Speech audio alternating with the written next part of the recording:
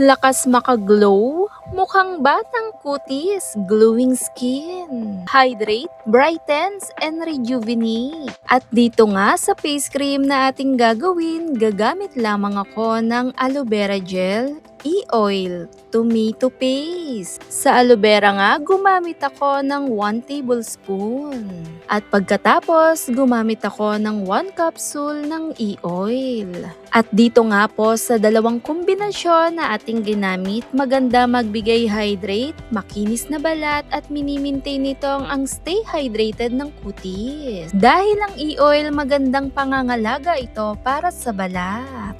At nagiiwan ng hydrate at refresh. Kasama na rin ng tomato paste. Dito nga po fresh tomato po. Kunin lamang yung katas nito kasama na rin yung laman. 1 teaspoon lamang po ang aking nilagay. Na mayaman sa antioxidant at lycopene. Na maganda para sa balat lalo na pag nagkakaedad. Mukhang batang kutis, looking young. Kadalasan, mas gugustuhin natin yung moisture lang ang balat, glass skin, sobrang radiant lalo na yung kapansin-pansin. Perfect tong ating ginawa. Perfect for all skin type, lalo na pag nagkakaedad. Pagdating naman sa kamatis, mamula-mula. Maganda ang effect at resulta. Kung nakakaramdam ka ng pagkakaroon ng batik-batik, dark spot o hyperpigmentation, yan na yung palatandaan ng pagtanda ng balat mo, perfectong gamitin.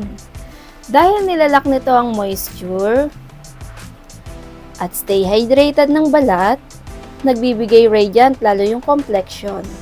Ito yung texture niya. Ayan, para siyang gel. Sa paggamit nito, bago matulog sa gabi, dahan-dahan mo lamang siyang i-massage at relax para mas sinisip-sip nito sa balat natin ang dala nito. Ayan, dahan-dahan lamang siya. So, perfect to para sa mga nagkakaedad. Lalo na yung nag-uumpisa yung mga batik-batik, pangingitim. Ayan.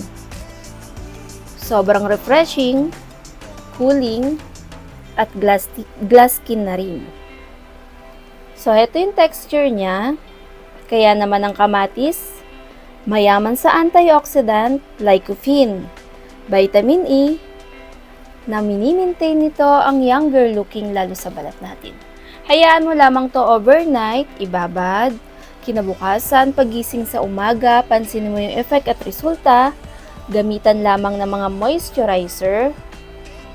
So, ito siya. Napakaganda ng effect nito. Nakaka-refresh siya sa balat.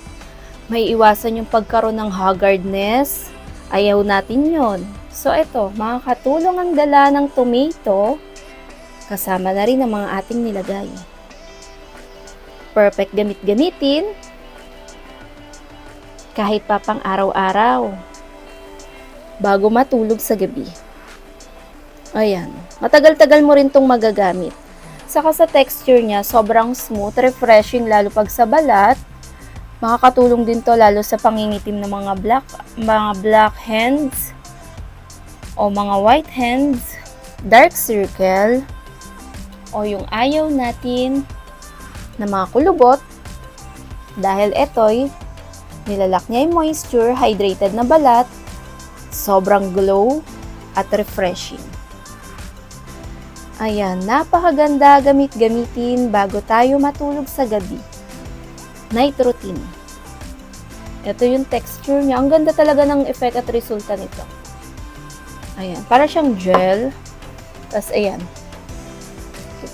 Ayan yung pinaka-texture niya pag ginamit. Sobrang glass. At napaka-smooth. At napakabango. Makakatulong din to maiwasan ang pagka-flaky skin o dry skin. Refreshing, lalo na yung complexion niya sa balat. Gawin lamang bago matulog sa gabi. Perfect lalo na pag nagkakaedad. Follow, subscribe for more skincare.